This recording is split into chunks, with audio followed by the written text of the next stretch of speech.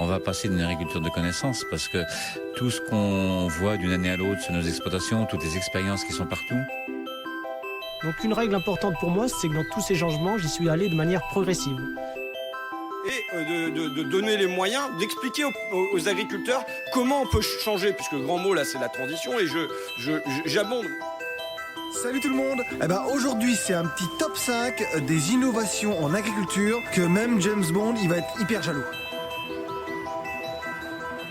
Bonjour à tous, je suis Marion Lemonnier et je suis une passionnée de l'agriculture et de l'alimentation. J'ai créé ce podcast en partenariat avec La Ferme Digitale, une association qui regroupe une centaine d'adhérents qui innovent pour une agriculture plus performante, durable et citoyenne. Je suis très heureuse de vous retrouver pour de nouveaux épisodes de Futur Agri, le podcast sur l'innovation agricole. J'ai le grand plaisir dans cet épisode de rencontrer Justine Lipuma, cofondatrice de Mycophyto. Mycophyto, c'est une start-up deep tech qui invente l'agriculture de demain grâce à ses champignons mycorhiziens, c'est-à-dire dans le sol, et qui sont en fait des biostimulants naturels des plantes. Je m'explique. En mettant en application ses recherches scientifiques sur les champignons du sol, Justine et son équipe accompagnent les agriculteurs et les agricultrices dans une meilleure connaissance des sols et des micro-champignons qui les peuplent. L'enjeu, permettre une meilleure récolte sans aucun intrant chimique, mais en apportant les bonnes mycorhizes qui vont aider la plante et tout en redonnant au sol la vie qu'il avait perdue. Rencontrer Justine, c'est rencontrer une passionnée, créatrice d'une des pépites de la ferme digitale, mais aussi mieux comprendre comment nous pouvons faire le lien entre recherche et entrepreneuriat afin de répondre aux problématiques importantes de l'agriculture. Je vous souhaite à toutes et tous une très bonne écoute, que vous soyez en voiture, en télétravail, en pause déjeuner, dans votre jardin ou dans votre tracteur. Donc, bonjour Justine et merci d'être montée à Paris, pas que, mais aussi pour nous parler de Mycophyto, l'entreprise que tu as cofondée il y a plusieurs années avec Christine, c'est ça ? Oui. Christine Poncet. On va essayer un peu de décortiquer, d'y aller pas à pas pour bien comprendre le monde un peu merveilleux des champignons et des mycorhizes, pour comprendre ensuite les innovations que vous développez au sein de Mycophyto. Donc d'abord, c'est un sujet qu'on a beaucoup abordé dans le podcast. J'ai l'impression que pendant longtemps, dans le milieu agricole, autant dans la recherche que dans le milieu économique agricole, je dirais, on s'est vraiment concentré sur la plante. Et c'était la plante et le renforcement de cette plante qui allait nous permettre d'augmenter les rendements et de faire de la croissance, je dirais, agricole.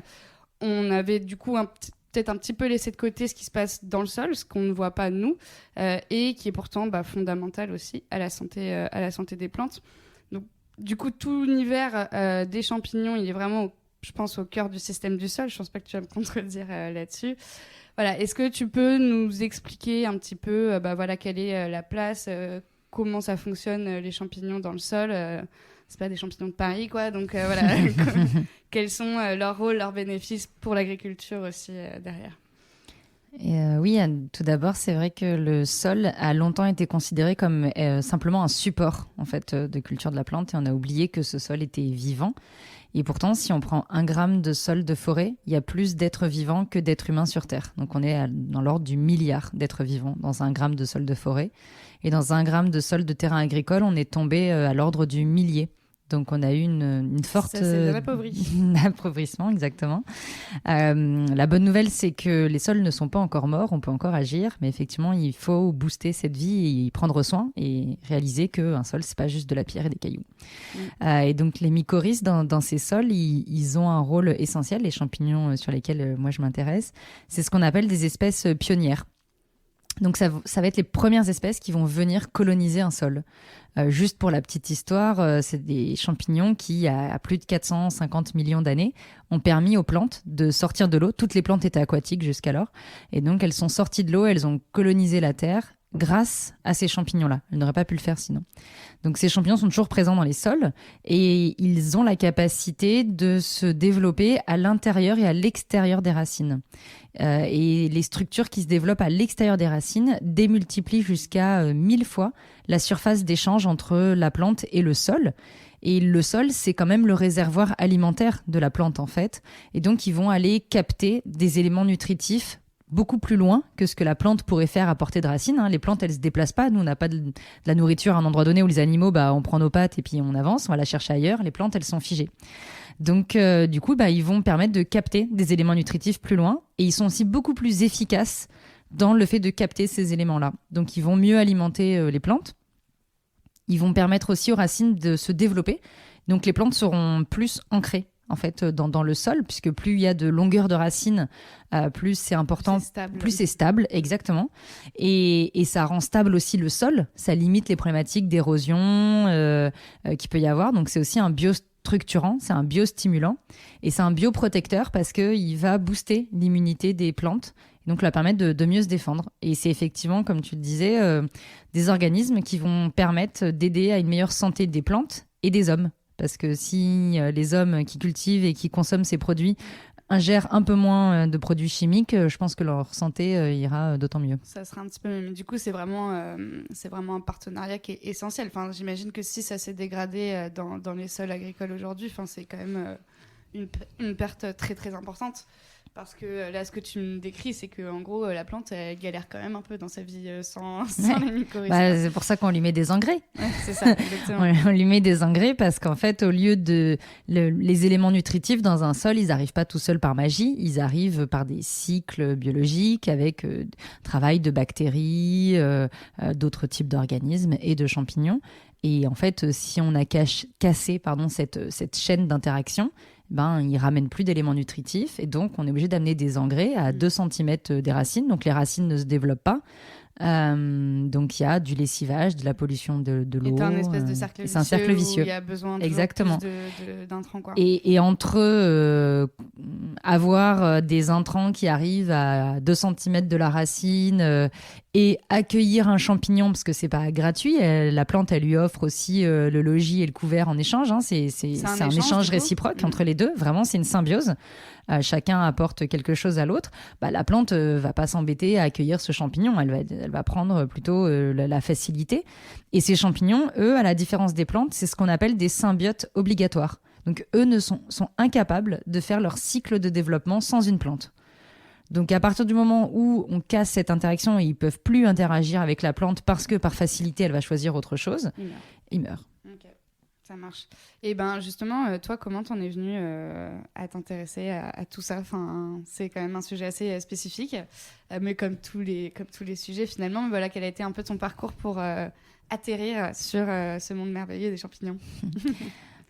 Déjà, moi, j'ai fait un lycée agricole. Donc, assez tôt, en fait, les matières scientifiques me plaisaient beaucoup et j'avais envie d'amener de la science dans ce monde agricole qui me plaisait, me fascinait. Donc, j'ai fait des études scientifiques au sein d'un lycée agricole dans lequel j'ai découvert l'agronomie où, même à mon époque, en agronomie, on parlait beaucoup de structure de sol et très peu de vie des sols. Donc, c'est quand même... un vrai sujet. Oui, on t'apprenait les différents types de sols, etc. Exactement, le triangle des textures, les rotations culturales, voilà. Et donc, finalement, plutôt que un parcours d'ingénieur agronome, j'ai préféré aller à l'université et faire les sciences de la vie. Et je me suis passionnée de microbiologie. Je suis toujours passionnée par la microbiologie. Moi, ça me fascine, ce monde microbien. Quand on pense qu'on a plus de cellules bactériennes dans notre corps que des cellules humaines, moi, je trouve ça dingue. On est colonisé de partout. On est colonisé de partout. Alors, on parle beaucoup des méchantes bactéries ou des méchants virus. Fort heureusement pour nous, la grande majorité sont plutôt bénéfiques et essentielles à notre survie et à celle des autres organismes vivants. Et donc, moi, j'ai fait une thèse sur les associations entre les plantes et les bactéries symbiotiques du sol. Je me suis vraiment spécialisée sur les associations plantes-micro-organismes et plutôt les mariages heureux que les divorces. Donc, je me suis vraiment intéressée à ça. J'ai vraiment donc moi je suis microbiologiste moléculaire de formation et par la suite dans le cadre de ma thèse j'ai développé une collaboration avec l'université de Turin qui sont spécialistes de ces champignons mycorhiziens et Paola Bonfante qui était la professeure avec laquelle je travaillais, qui est spécialiste mondiale de ce sujet-là, m'a ouvert les yeux sur ce monde et que j'ai trouvé hyper intéressant pour une application en agriculture. Parce que plus de 85% des plantes terrestres peuvent accueillir ces champignons mycorhiziens, parce que je voyais des résultats scientifiques qui étaient juste hallucinants. Et à côté de ça, des produits dans le commerce qui, eux, étaient globalement assez inefficace. Et donc je me suis dit, mais il y a un sujet. Pourquoi on arrive au niveau de la recherche à avoir autant d'aussi beaux résultats et pourquoi on donne des produits aux agriculteurs qui, eux, sont inefficaces. Ok. Et donc, c'est comme ça que tu as basculé aussi du monde des micro-organismes aux mycorhizes, etc. Parce que tu trouvais justement qu'il y avait plus d'applications. Enfin, c'est peut-être plus compliqué de trouver justement des produits concrets sur les micro-organismes que tu étudiais au début, ou tu n'étais pas là-dedans à ce moment-là? En fait, moi, j'ai fait une thèse de recherche fondamentale, vraiment. Mais malgré tout, à la fin de ma thèse, en fait, une partie de mes résultats, je trouvais que ça pouvait être intéressant parce qu'en choisissant certains partenaires bactériens, j'arrivais à avoir 30% de rendement en plus sur mes plantes, qui étaient des légumineuses. Moi, le truc, c'est que l'association sur laquelle je travaillais ne concerne qu'une famille de plantes qui sont les légumineuses, qui peuvent s'associer avec des bactéries qui vont leur permettre de fixer l'azote.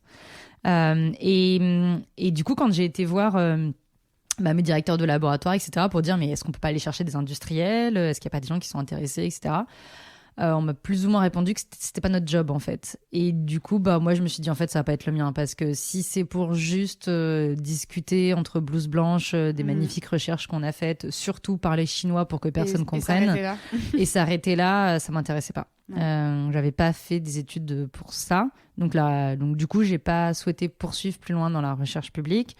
L'autre option qui s'offrait à moi, c'était des grands industriels et je me reconnaissais pas ni dans ce qu'ils faisaient, ni... Pour moi, ils appartiennent à un ancien monde. Ils n'ont pas su non plus, eux...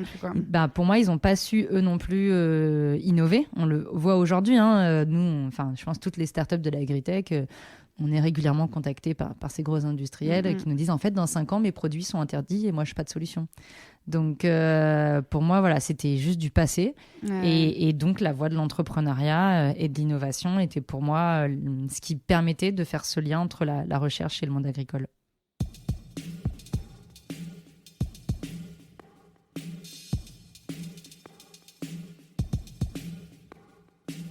Et justement du coup c'est vraiment quelque chose... On en parle avec Hervé Pillot dans l'épisode précédent où c'est un des gros enjeux, comme tu disais, de l'agritech aujourd'hui. C'est comment en fait on va aller prendre étudier et collaborer avec ces scientifiques qui vont dire que leur job effectivement n'est pas d'aller ensuite faire de la mise en commercialisation, des partenariats avec des entreprises, etc. qui vont s'arrêter là. Ils ont des super résultats, des super recherches et c'est tout.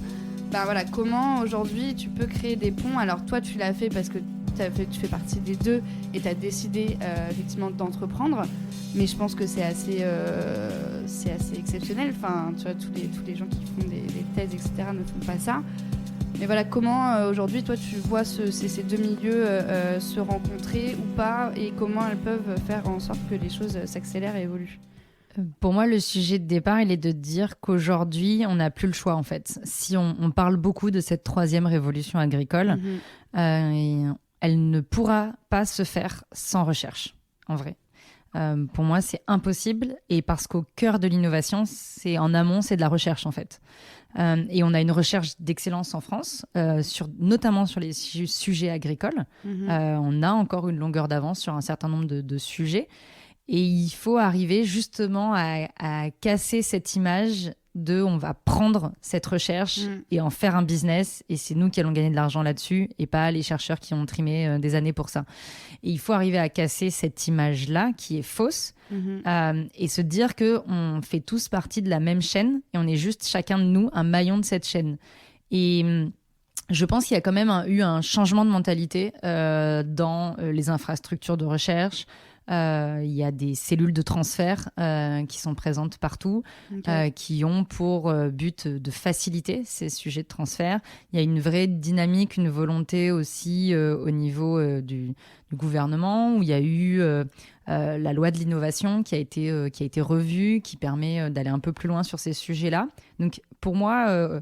il y a des choses qui avancent, clairement, mais il faut qu'elles avancent encore plus vite. Il y a clairement des choses qui ont été mises en œuvre pour faciliter ça, mais il faut qu'on aille encore plus loin là-dedans et que chacun y trouve son intérêt. Il faut qu'on arrive à ce que la recherche ne se sente pas dépouillée et qu'en même temps, les entreprises puissent avoir accès à cette recherche en collaborant et que ce soit vraiment des modèles gagnant-gagnant. Bah, c'est ça, mais est-ce que justement, tu le disais tout à l'heure, quand toi, tu as eu ces idées-là de mise en application, etc., tu as dit non, c'est pas notre boulot. Et peut-être que ça, j'imagine qu'il y a aussi pas mal de chercheurs que ça ne va pas intéresser, en fait, d'aller. Mais parce que. C'est pas leur job, quoi. Mais parce qu'effectivement, ça n'est pas leur job. Effectivement, je pense que ils sont la chaîne qui s'arrête. Enfin, il y a un moment donné, la recherche fondamentale, elle est là pour comprendre des concepts et pour dénouer des concepts biologiques.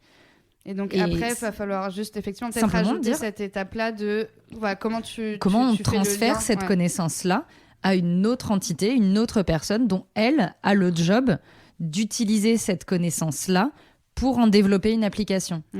Et je pense qu'en fait, il faut arrêter d'essayer de faire tordre les sujets. Moi, j'ai vu, je me souviens, dans certains colloques de microbiologie où il y avait des grands chercheurs en microbiologie qui disaient mais arrêtez d'essayer de commencer vos pitchs en disant telle bactérie fait tant de morts par an alors que vous êtes en train de travailler sur un sujet hyper fondamental et vous n'allez jamais résoudre ce sujet-là, vous, dans votre projet de recherche directement. Ça sera quelqu'un qui prendra cette connaissance. Ouais. Donc je pense qu'il faut arrêter d'essayer de d'étirer les choses, mais simplement se dire ok, moi mon travail il commence là, il s'arrête là, mais au moment où il s'arrête, je sais à qui je donne le relais. J'ai identifié le relais et lui va prendre ce relais-là et continuer d'avancer dans la chaîne. Et j'imagine que c'est déjà quelque chose qui fonctionne à l'intérieur du milieu de la recherche où effectivement chaque thèse et chaque recherche est le début d'une autre et c'est comme ça qu'on a toujours construit notre recherche scientifique dans tous les sens.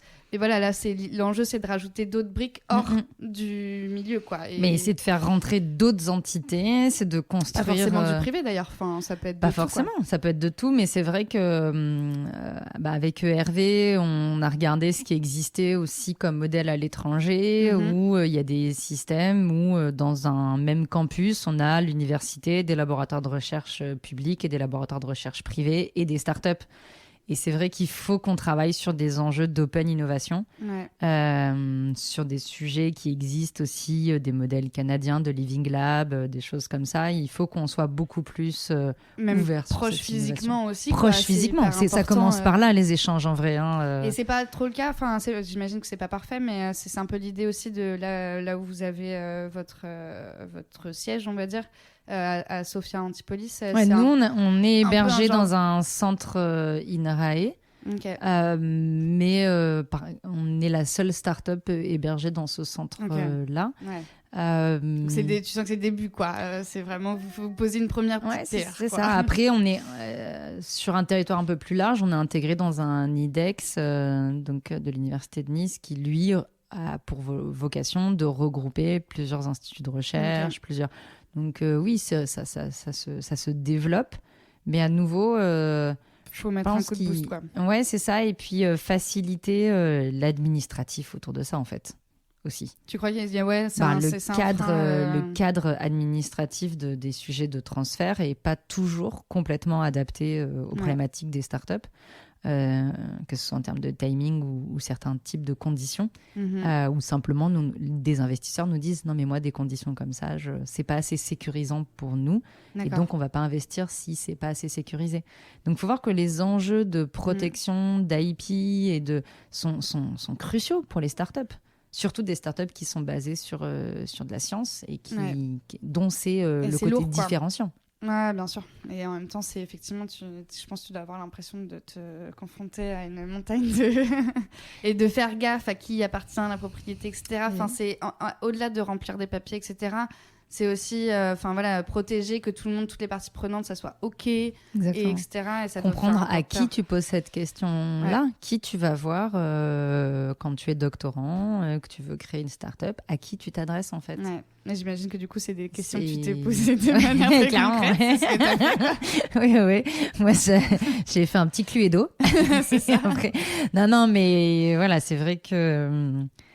Voilà, encore une fois, il y a des choses qui avancent, mais il faut aller plus loin. C'est ce à quoi on pousse au sein de la ferme digitale aussi, parce que je pense que ça n'a jamais le même poids, comme tu dis, moi toute seule qui ai essayé de trouver des solutions là-dessus, comme des dizaines d'autres startups, et de dire en fait, là, on est 80 avec ces mêmes questions-là, qu'est-ce qu'on fait ?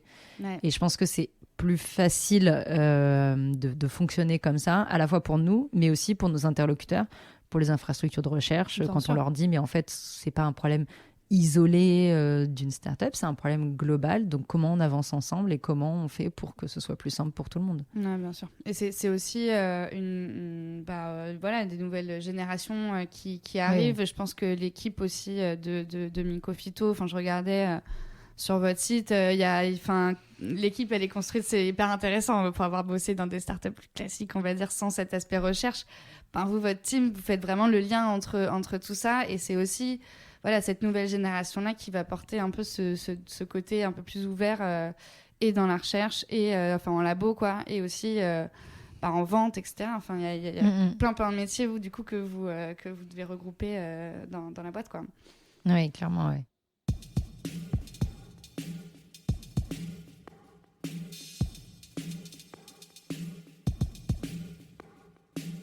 Pour continuer là-dessus, du coup, Mycofito est clairement une start-up de l'agritech parce qu'elle elle répond à un problème de l'agriculture.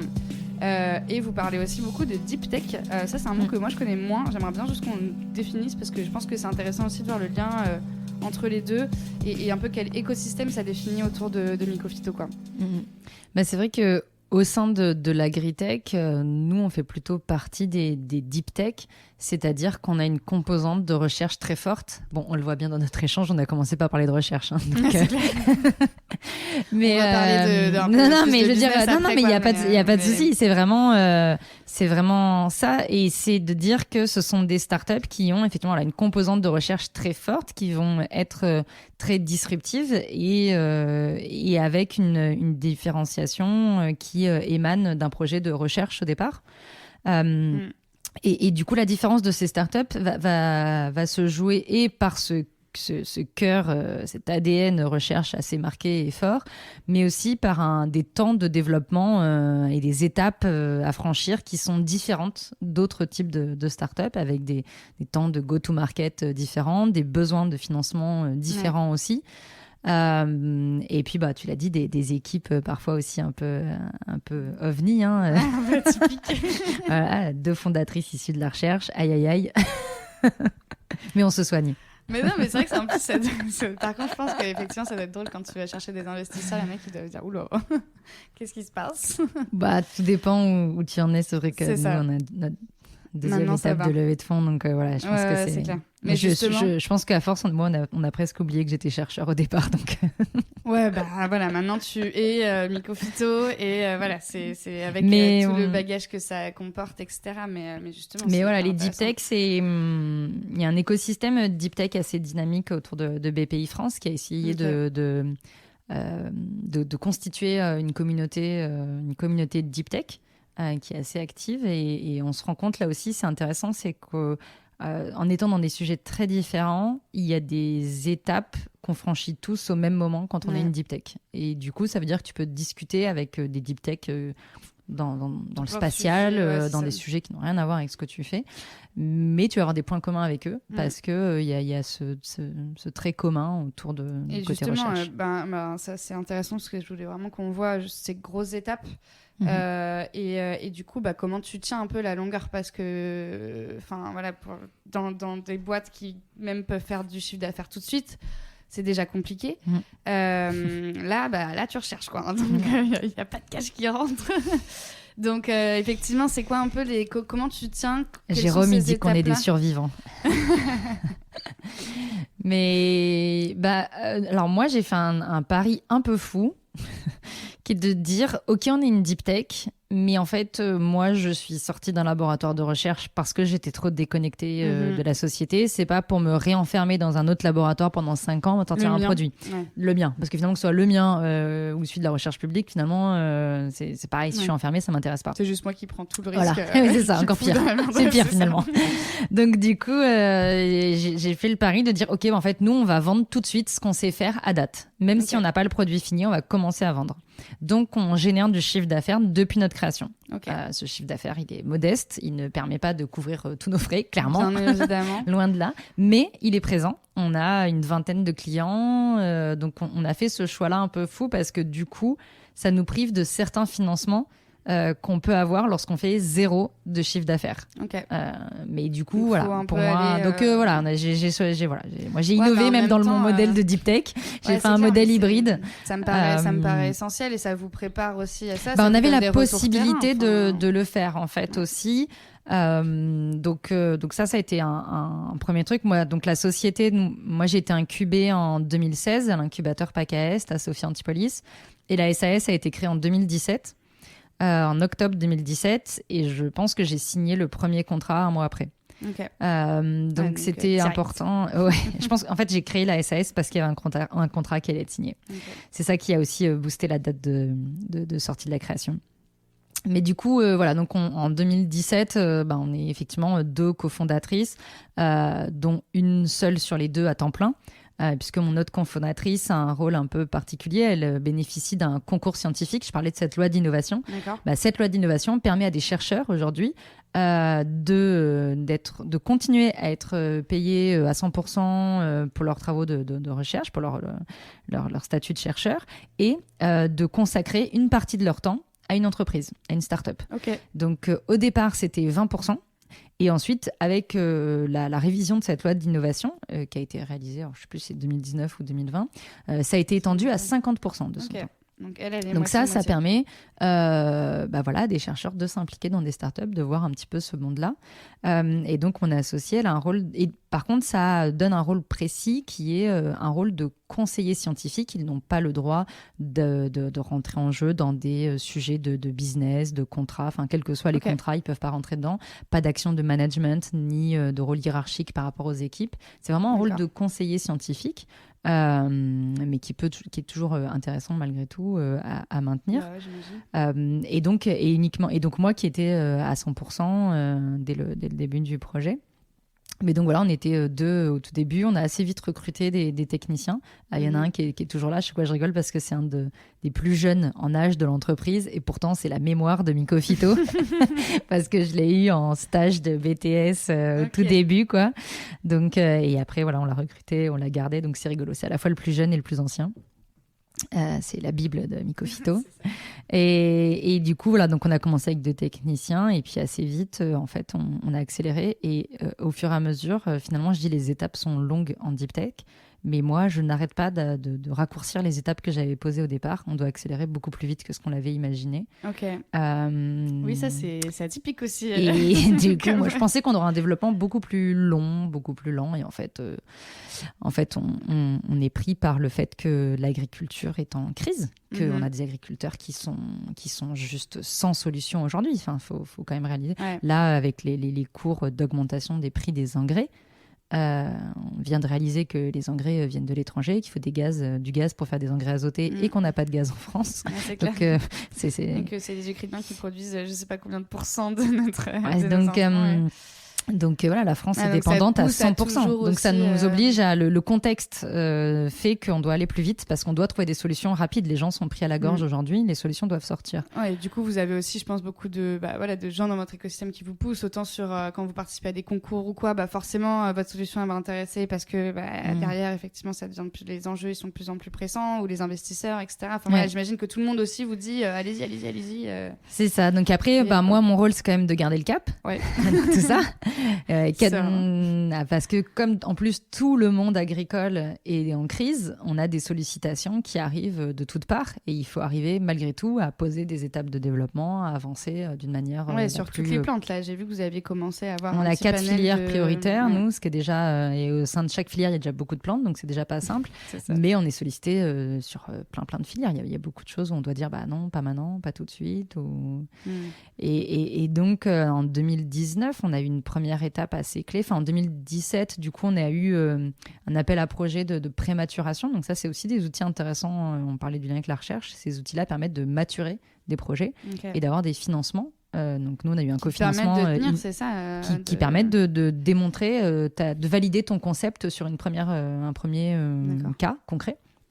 Donc nous, on a eu un appel à projet de prématuration qui a été financé par l'Université de Nice et l'INRAE pour démontrer la viabilité de notre concept sur la tomate, qui est quand même la première culture maraîchère mondiale. Et donc ça a permis de commencer à avancer parce que moi déjà j'ai pu me payer, avoir un salaire sur ce projet-là, ce qui était déjà pas mal parce que ça faisait 2 ans que je faisais d'autres jobs en parallèle de ça, donc c'était pas simple de commencer tes premiers recrutements. Et puis en 2019, donc on avait déjà aussi gagné des prix en parallèle. Donc ça vous remet à le chaque prix fois Pépite, des petits... French Tech Tremplin, etc. Donc qui amène un peu de fonds, un peu de... Et le vrai boost, ça a été en 2019. On a été lauréat du concours iLab, donc concours national d'innovation, et première levée de fonds. Okay. Et donc là, on est passé à 8 personnes dans la foulée quasiment. Okay. Ça change des boîtes. Voilà, ton quotidien, c'est plus le même. Moi, j'étais dans un laboratoire, j'y ai plus mis les pieds. Après, je ne savais pas où était le labo, donc j'ai arrêté d'y aller. Donc, d'un coup, on a des enjeux de structuration pas simples à gérer. Mais donc, donc on est passé à 8. Ça te fait passer un cap. Et du coup, vous avez recruté... c'était quoi vos besoins à ce moment-là en termes de recrutement ? Disons que moi, j'ai commencé par recruter sur la partie plutôt... technique, donc à la fois la partie R&D pour que je puisse m'en détacher et la partie production de nos champignons. Et c'est vraiment là où j'ai positionné les premiers recrutements et ce qui fait que moi j'ai basculé d'une activité de recherche à une activité de business puisque c'est moi qui suis allée prospecter les premiers clients, qui ai réalisé les premières ventes, etc. Donc tu as pu te dégager sur cette partie qu'on dirait opérationnelle pour des boîtes qui voudraient recherche et production, quoi. Et du coup aller chercher ces premiers gros clients, quoi. C'est ça. Et après, en 2020, j'ai renforcé un peu la partie commerciale. Donc j'ai pris un commercial qui a travaillé un peu en binôme avec moi, où il a fallu qu'on structure un peu la stratégie commerciale, les offres. On partait de rien, donc il fallait tout poser de manière un peu claire. Et puis 2021, la suite, lauréat concours Innov, donc la suite du iLab, lauréat aide au développement Deep Tech. Et là, on est sur plus de 3 millions d'euros de programmes de recherche et d'innovation. Donc voilà, ça pose le cadre. C'est ça. Et hop, tu repasses un petit cap. Voilà, et en parallèle, levée de fonds, deuxième levée de fonds, donc qui est en cours. On a signé la première moitié de cette levée, la deuxième est en cours. Et donc, maintenant, on a passé le cap des 11 personnes, puisqu'on est 12.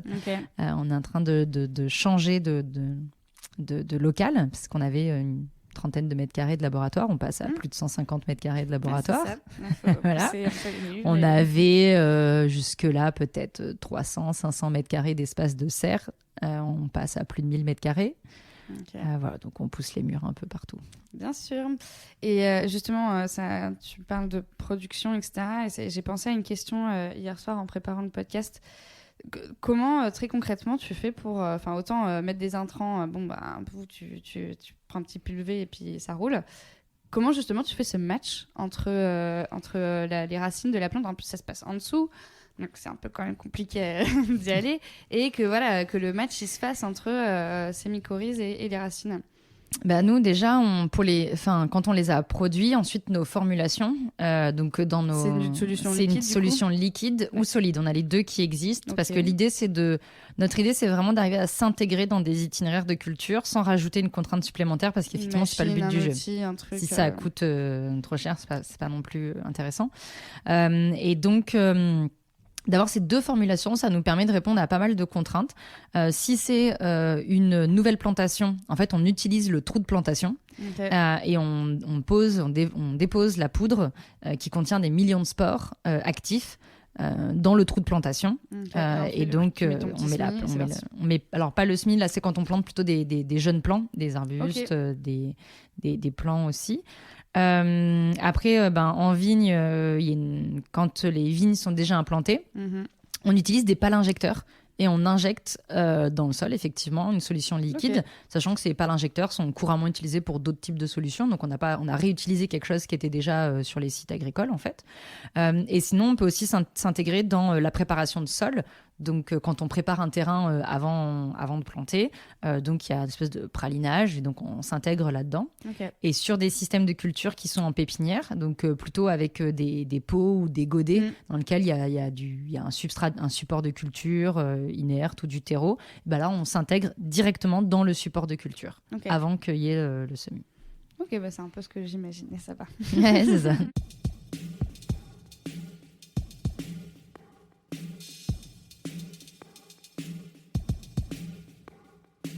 Bon voilà, on a fait juste ce petit aparté de curiosité un peu pratico-pratique. Et puis pour finir et revenir un peu sur toutes ces étapes et prochains défis, etc., il y a aussi une autre info que j'ai trouvée très drôle que j'ai vue sur votre site, c'est qu'il y avait l'écrivain Éric Orsena qui avait, je sais pas si c'est récent du coup, récemment investi dans Mycophyto, ou ça commence à dater Ça date de 2020. De 2020.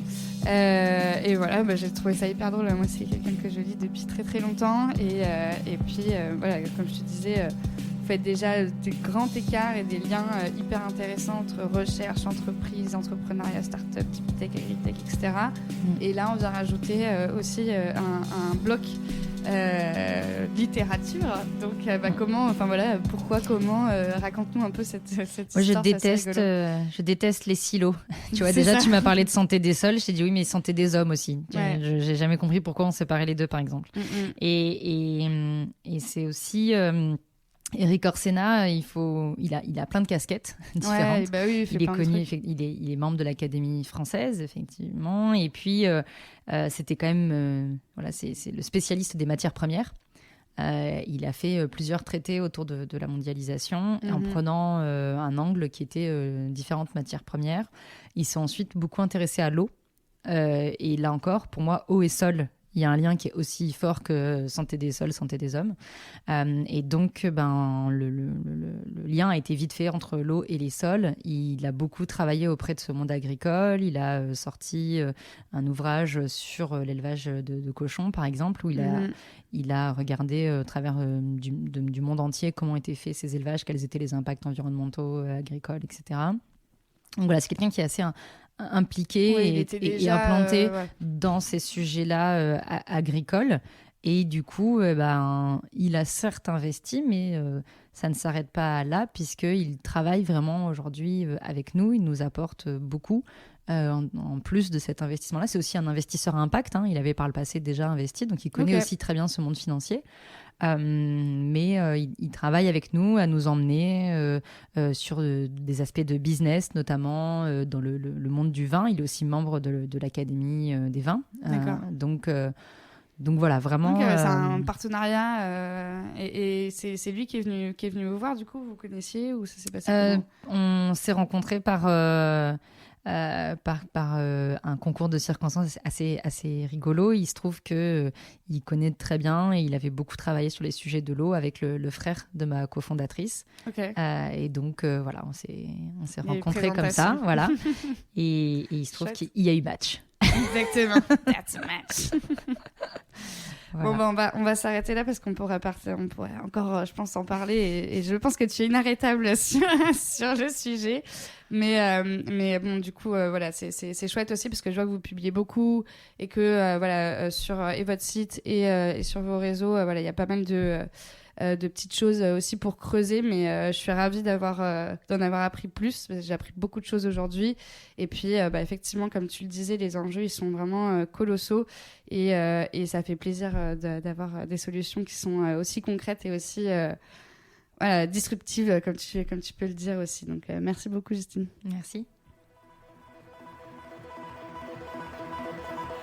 Cet épisode est déjà fini. J'aurais pu, je pense, consacrer encore de nombreuses minutes à interroger Justine, car plein de sujets n'ont pas pu être partagés.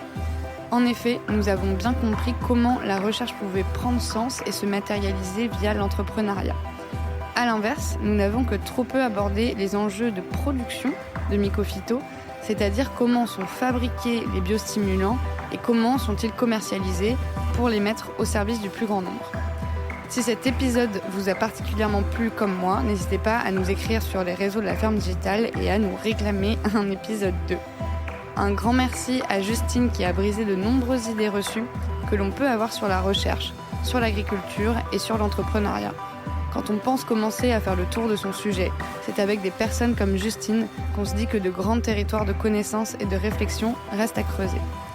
Un grand merci à vous pour votre écoute, à la Ferme Digitale sans qui ce podcast n'aurait pas existé, ainsi qu'à Paul pour le son, le montage et ses précieux conseils. Si vous avez aimé cet épisode et que vous trouvez aussi que ces sujets sont importants, n'hésitez pas à en parler autour de vous et à le partager sur vos réseaux. Ça nous aide vraiment. Pour être informé des prochains épisodes, je vous invite à suivre la Ferme Digitale sur ses différents réseaux sociaux. On se retrouve dans quelques jours au LFD, le rendez-vous de l'écosystème agricole et alimentaire innovant organisé par la Ferme Digitale. À bientôt!